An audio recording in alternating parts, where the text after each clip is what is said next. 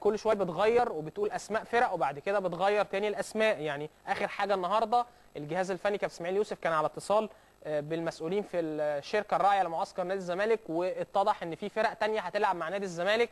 الوصل خلاص مش هيلعب مع الزمالك اللي هو الفريق اللي بيدربه مارادونا. اهلي دبي كمان مش هيلعب.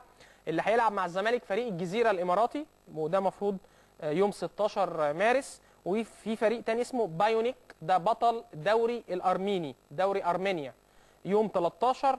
وبعد كده هيلعبوا الاماراتي يوم 19. النادي الاهلي هيلعبوا يوم الجمعه، الزمالك هيلعبوا يوم 19.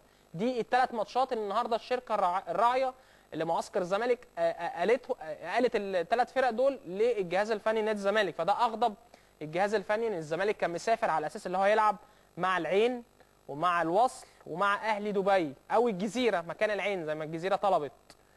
فعايزين نعرف ايه القصه، ايه التعديلات الكتير دي. فانا معايا على التليفون دلوقتي الاستاذ عطيه اليمني مدير التسويق في الشركه الراعيه لمعسكر نادي الزمالك. استاذ عطيه ازي حضرتك؟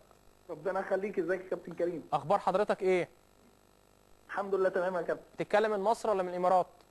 لا انا هنا في مصر.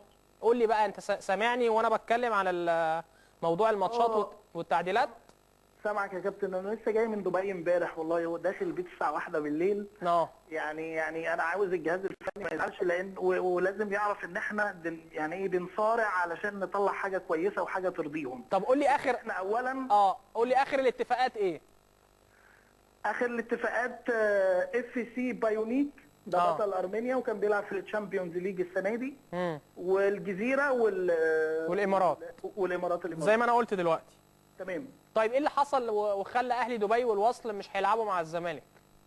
الوصل وصل الدور قبل نهائي كاس اتصالات، فهيلعب يوم 11 وهيلعب يوم 15 في الدوري وهيلعب يوم 19 في كاس مجلس التعاون. صعب اللي هو يلعب مع الزمالك طبعا. صعب جدا، ولو كان هيلعب بامانه كان هيلعب بالرديف طب ليه انتوا ليه اعلنتوا في الاول ان الزمالك هيلعب مع الوصل وبعد كده؟ احنا خدنا موافقتهم الاول.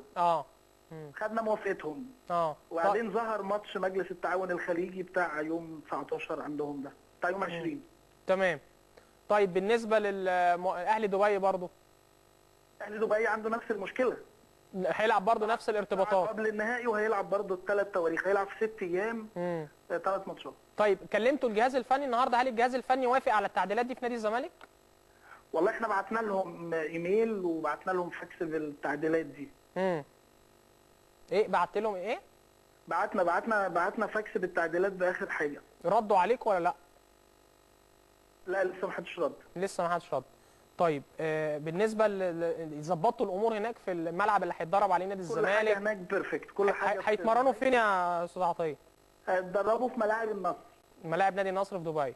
ملاعب نادي النصر، والاوتيل بقى فيه كل حاجه خاصه بالجيمانيزيوم، بالساونا، تمام، بحمامات سباحه، بكل حاجه. طيب الماتشات هيلعبوها على ملعب ايه او استاد ايه؟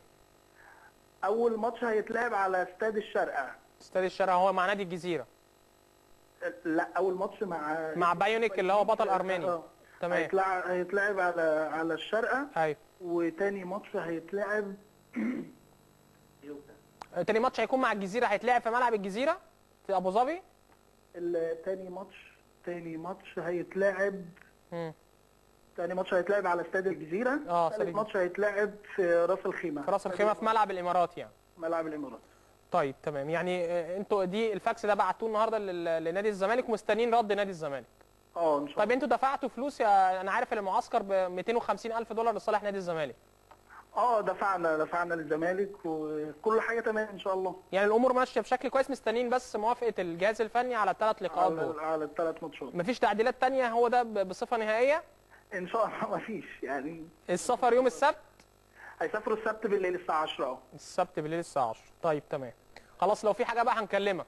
ماشي يا كابتن. متشكرين يا استاذ عطيه. طبعا استاذ عطيه اليمني مدير التسويق في الشركه الراعيه، بشكره شكرا جزيلا، وضح لنا كل الامور بالنسبه لمعسكر نادي الزمالك. خلاص كده بصفه نهائيه، ولسه مستنيين رد نادي الزمالك. الزمالك هيلعب مع 3 فرق، فريق اسمه بايونيك ده بطل الدوري الارميني، وبعد كده هيلعب مع نادي الجزيره الاماراتي في ملعبه في ابو ظبي، وبعد كده هيلعب مع نادي الامارات في ملعبه في راس الخيمه، والسفر يوم السبت الساعه 10 بالليل. ده حسب كلام الاستاذ عطيه اليمني المسؤول من الشركه الراعيه لمعسكر نادي الزمالك في